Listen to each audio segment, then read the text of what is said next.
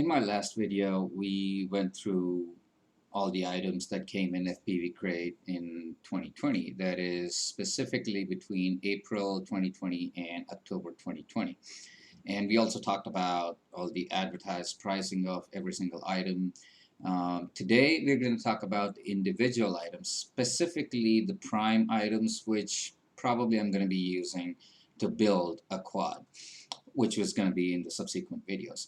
And if you just stumbled upon this video, this is part of a playlist, and I'm going to leave the leave the link to that playlist in the description. Please go follow that playlist to see what exactly is happening through this entire playlist. And this video is probably going to be a lot longer, and depending on how long it runs, I might decide to split it into multiple parts. So without further ado, let's get into talking about the specific items. 257. First things first, in April we got the FPV Crate Booster V2 motors. It is available on the FPV Crate website for $17.99 a piece. I opted for the 6S version of the motor, so I got both the 6S 2700 kV and 1900 kV. Hang on, this is yeah, the 1900 kV version. If you can see this, I mean, it's probably got a lot of glare on it, but I don't know if you guys can read it. But these are the 1900 kV versions. Comes with a set of screws, button head screws, not cap head screws. Looks pretty decent. Got silicone wires, length close to 110 millimeters of silicone wires. Roughly about, what gauge is this? This is about 20 gauge wires. Nothing fancy. Looks cool though with the white top. The 4S motors come with a black top, as you can see on the screen. The 6S motors came with a white head. And again, the website says $17.99, which I'd say bullshit, because let's see how much this weighs. It comes at 36.4 grams, the longest 4 screws, and put it on there. It's about 38 grams for one motor. So that's 38 grams a motor. So it's not arguably the lightest motor you can find. Doesn't say anything on the website about the kind of magnets or the bearings that are being used, so you cannot verify any of the specs anywhere on the website on Google, because it's only available on fpvcrate.com, probably on getfpv.com as well, but check that. It's got a screw mounting, so that's probably it doesn't use a C-clip design, so that's probably useful if you're going to replace the bell or anything. But apart from that, doesn't look like they're using a titanium shaft. It's looks like a pretty standard stainless steel shaft, which also shows in the weight, because it's a pretty damn heavy motor. And the windings look pretty usual. The magnets looks pretty usual. And I cannot verify what kind of magnets they're using, because, again, it's not available on the website. So here's my thing. If you think your motor is so good that you decide to charge $17, $18 a motor, might as well put some specs on the website. I mean, if I have something to gloat, if I have something good about me, I'm gonna gloat. See, I got tattoos all over my body. I'm not gonna wear full sleeve shirts all the time, covering up all the tattoos. I'm gonna flaunt it. So that's what pissed me off. And that's not all. So if you go to their website and search for motors, especially a month after these motors released, you could get 5 of these motors for $60. There was actually a sale where you could get 10 of these motors. It's still on. There you go, 10 motors for $99.99. So that's basically, they're saying that we're going to sell these motors at $10, but if you want to buy one of these motors, we'll have to charge you $18 a motor. It doesn't make sense. I mean, I haven't personally tested these motors, so I cannot actually make a educated comment on these, but Looking at everything else, let me show you something else too. So on their website on getfpv.com, there are like a couple of cheap motors, the Samguk Diva series. For all we know, these are cheap ass motors coming at $899 and $999. But then again, what do you expect? They're like basic cheap motors. It doesn't look like they don't look anything fancier. It's got a C-clip design. Yeah, it's probably more um, uncomfortable to service if something goes wrong.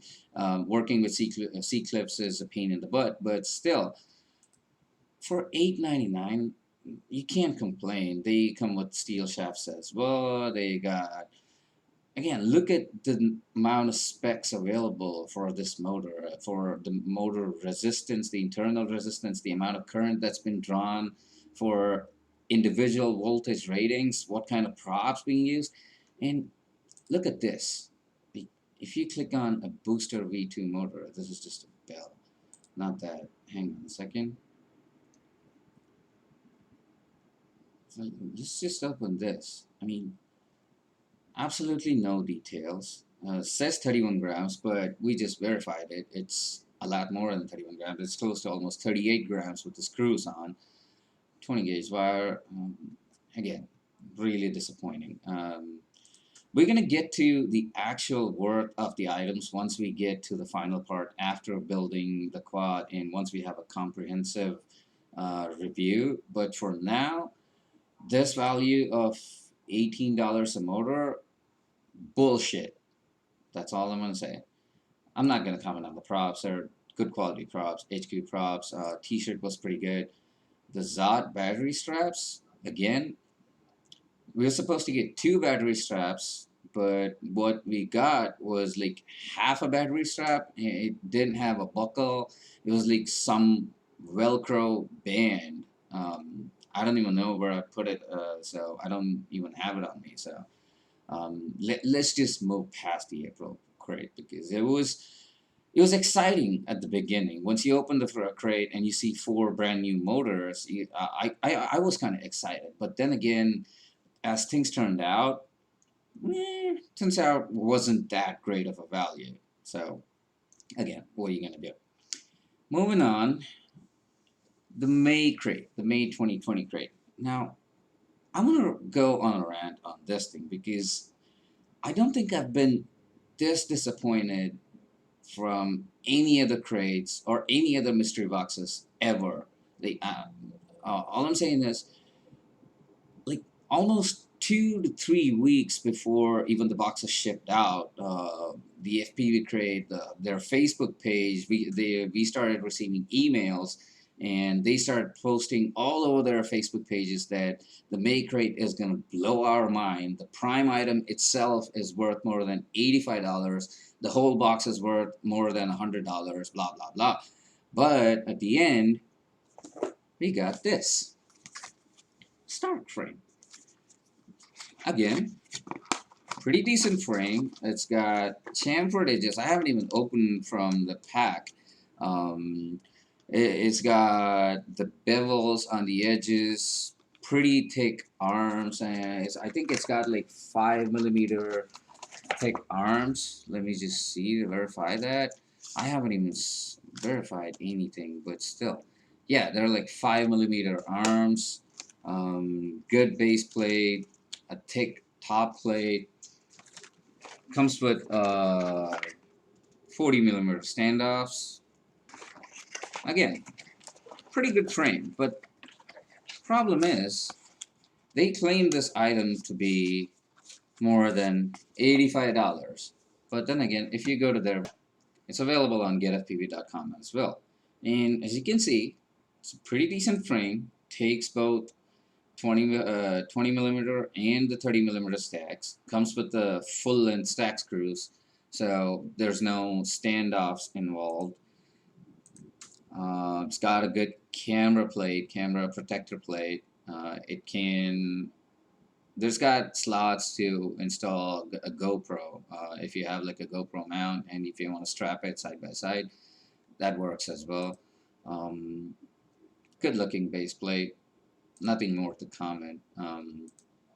Then again, They claim this frame to be $85, which is available on their website as of the day I'm recording video for $49.99, $50.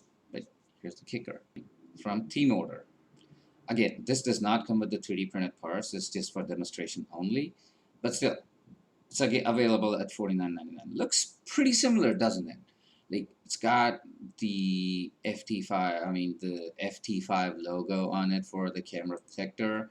It's got looks pretty much the same as the FPV Crate Stark frame. But here's the kicker: you see this top plate? Just this piece comes off. Like the top plate is 3 pieces, and you could just remove this single top plate if you want to work on your stack. You don't have to take the entire top plate off. It's one of the design features. The second thing I wanted to show you is, hang on, yeah, there you go. This one. You see the slots? You don't have to unscrew your stack if you want to replace one of your arms. You could just take out these screws and the arm just slides out. I know some people might argue that it's a design flaw. It might give a lot more vibrations.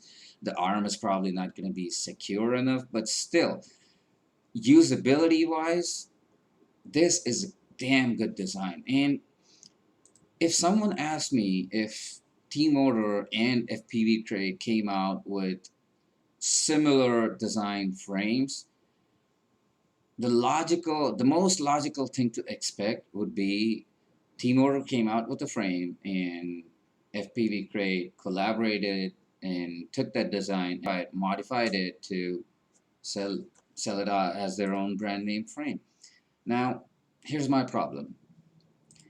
There's a frame from a well-known branded company which is known for its reliability, a feature-packed frame which is sold at $49.99. Now, I cannot in good conscience rate the Stark FPV frame at $49.99. Again, we'll come back to this when we get to the price overview and the complete overview of FPV Crate, but for now, again, disappointed. Props, no complaints. I'm a grip, again, $459. Again, it's die cut to fit the FPV Crate Stark frame only, which, in my opinion, you could have just sent out a generic grip light because it costs the same, and if we wanted, we could have die cut it ourselves. With this, I cannot use the grip light that came with this crate with any of the frames that I have. It only goes on this particular frame, which, again, not a deal breaker because I already have a frame that it goes on, but still, you're taking away my choice. I'm already giving up my choice by signing up for a mystery box, and you're giving up generic materials specific to your particular products, which I do not like. Footage critical, yeah, I mean, it's in my backpack. It's just a small credit card kind of thing. It holds like 10 micro SD cards, which, in my opinion, was probably the most. Okay, this was the only item I was excited to see in this particular crate. Not the props, not the frame, not the grip light, just the TVS footage critical. Again, it's rated at $7.95. Can't complain. What else? No, I don't think I've got anything else to say about the May crate. It was the worst crate possible throughout. Moving on. The June crate came up with the Cadex Nebula. There you go, the Cadex Nebula. Why is it so blown out? I mean, the Cadex Nebula FPV HD FPV camera. I don't know why is it not focusing, but this is supposed to be like a 2-in-1 camera. Works with your analog setup out of the box. Doesn't need anything. Comes with the JST connectors at the back that you can just plug into your flight controller and your VTX. I don't know why I'm so out of focus and blown out. It's got the OSD functions as a controllable, configurable OSD. Ah, come on. What the hell? Huh. Comes with a bunch of parts, like a JST cable to connect to your flight controller. Comes with the OSD controller if you want to use that. Pretty standard. And it is actually advertised at $36.99, and that's pretty much the price at which you can buy this camera. But here's the thing, it's been a while since this camera is out in the market, and the reviews aren't looking good. Because this is supposed to have at the back, like if you open up the back plate of the camera, if you get these two screws out of the back at the diagonal end, there's supposed to be a digital video out for this camera, and that thing can plug into your Cadex Vista unit or your DJI Air unit as well, which is kind of cool because you could use this with both your analog setups and your digital setups. Feature wise, it's something I would consider cool. I mean, I don't think anyone else had thought about this before before Cadex came out with it. But then again, I have watched a few YouTubers review this camera, and the analog pretty much sucks. Like any other camera, probably even worse. The color correction is not right. The white balancing is not right. It's kind of blown out in here when it kind of transitions from bright light to dark spaces. Um, Sucks as an analog camera. Digital ain't that good either. So it's kind of a hit.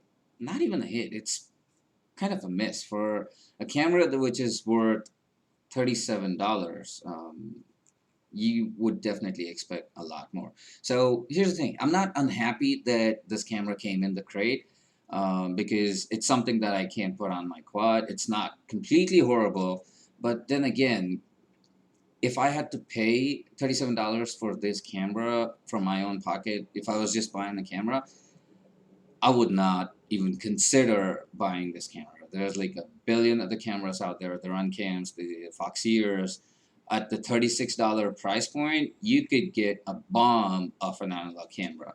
So Nebula, again, a miss. Unhappy as hell. But again, June Crate was pretty much okay. I wasn't completely unhappy about it. It wasn't completely great, but the other stuff that came in the crate pretty much made up for the marginally disappointing performance of the Cadex Nebula. So we got the TVS gear pouch, which I currently use pretty much every time I go out to fly. It holds a bunch of stuff. Let me see if I can get it and show you guys. Here it is. This is the TVS gear pouch. It's pretty spacious and big. It opens up. It's got a good quality zipper on it. It opens up and holds a bunch of stuff. You see, I got some tools in it. I got my batteries in it, my battery straps, antennas. It's got separators, and it's pretty utilitarian. So I'm not complaining about the TVS gear pouch. I pretty much use it every single time I go out flying. So that was a plus point for me. The next we got was the skid kits. I kind of threw out the package on it, so it might be hard to find. So we got these injection molded skids, which are looks pretty damn high quality to me because these aren't 3D printed. These are pure injection molded skids, which actually go under your motor screws on the side of your arms. And also, these are loom skid kits because they come with this teeny tiny LED in it, which kind of slots into these kits. And it also comes with race wire, which is supposed to be going between your motors and your ESCs. And you just branch off the LEDs off these race wires. So kind of adds a little bling to your quad if you're into that kind of stuff, which I am. I love putting LEDs on my quads. I just stopped doing them because it was just a lot of hassle. But these things I did like a lot. But then again, the price, $14.99, as you can see on the screen, is debatable because set of skids, a pair of LED lights for $15. I think we could do better if we shop them separately. But since this is an FPV Crate specific item, if you want this exact item, it's only available on FPV Crate. However, you could buy the skids separately and the race wire separately and save 2 cents. Because if you buy them as a set, it's $14.99. But if you buy the skids, I think it's $4.99. And if you buy the Racewire LED kits, it's $9.99. So if you do the math, it's $14.98. Again, it's just being silly, but again, you know. So there you have it. That's the skid kits T-shirt. No complaints. All in all, June Crate was so and so. Not completely disappointed, but could have done better. July Crate. This is where I was like completely pissed. I wasn't disappointed about the contents. I was just super pissed because if you go to FPV Crate website, FPV 5-inch subscription provides all the parts needed to build a 5-inch quad roughly over 5 to 6 months period. Now, we're 3 months in. We got motors, we got frame, we got camera. Disappointing parts, but we still have parts, 3 parts to build our drone. We are still missing a flight controller, ESC, and a VTX. 3 more parts. So at best, we still need 3 more months to have all the parts that we need to build a quad. So 3 more parts remaining and 3 more months to hit the 6-month period. And what do? They sent out another set of motors. Again, don't get me wrong. I'm not terribly disappointed that they sent out motors. All I'm saying is these aren't bad motors. These are the Xylo Stealth motors. If I have some, these aren't really bad motors. They look really cool. They're black and I don't know how much they weigh. They weigh about 37 grams, but the screws is probably about 40 grams, 110 millimeter length of motor wires, 20 gauge wires, steel shaft, nothing fancy. It is rated at $12.99, so these aren't like super expensive motors. These are your everyday budget motors. These have been around for quite a while, and I wasn't disappointed from the motors themselves, just that they decided to repeat an item even before giving us a complete set of parts to build one single quad. And I actually reached out to FPV Crate asking them why they decided to do that. And I was actually really pissed, and I kind of yelled at them saying that you were supposed to give us new parts in every single crate, but I did not expect you to just dump some cheap ass parts that you had lying around at your in your warehouse. And their response was, "FPU Crate, we do not do lame old parts that are just lying around. Every month is supposed to be brand new happening products." But here's the thing: the Xylo Stealth motors have been around for more than a year and a half, and I have no idea why they decided to like repeat a product. And that's my only complaint from the July crate. Um, Hang on, that's just not it. Oh, hang on. About the frame, the Stark frame, it's got a huge design flaw. This is supposed to be a 5-inch frame. I haven't built it yet, but I've seen a couple of reviews. It does not fit a 5-inch prop. Like, it doesn't have enough clearance to put a 5-inch prop. You cannot put a 50-35 or 50-43 prop on it, because if you have any kind of 3D printed parts on the rare standoffs, the props is gonna hit it. And that comes gets me back to the props that came into July crate, because they sent out I think 49, 43 props, the 4.9-inch props. they had to design a prop just to make their frame fly in the air without having to rub against the 5-inch props. Their design was so flawed that they forgot to have enough clearance on the arms to fit a 5-inch props. Usually, if you have a 5-inch frame, it can almost take a 5.1-inch prop and lower. But their frame, the FPV Stark frame, does not take a 5-inch prop. You could probably jam it in, and probably after a couple of flights, the props will wear out enough so that they'll start clearing it. But if you have any 3D printed parts mounted on the standoffs, on the rear standoffs, forget about using a 5-inch prop. You're stuck to 4.9-inch props. That's the only props you can use on the Stark frame. So that's about that. That's the T-Motor Blackbird props. It was specifically designed to fit the Stark frame because there was a design flaw. I don't know what else to say. You're gonna love this.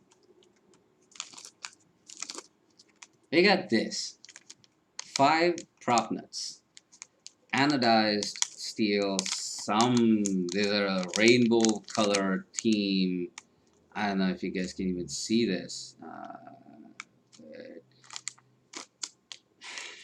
I advertise at $5. I mean, who's gonna who's gonna spend $5 on 5 prop nuts, on 5 nylock prop nuts? Seriously, FPV Crate, come on, fuck up, guys. Seriously. So again, July Crate, pissed off at the prime item. Everything else,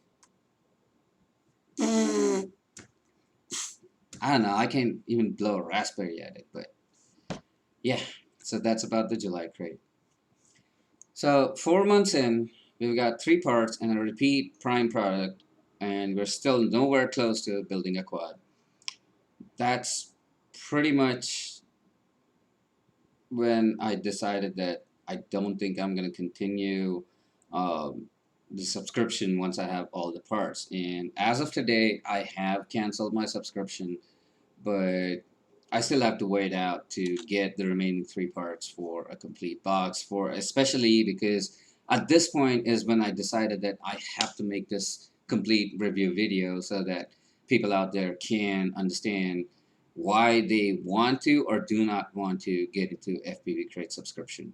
So this July Crate is what made me decide. At this point, I don't know. I think I should stop the video at this point because this has gone a pretty long.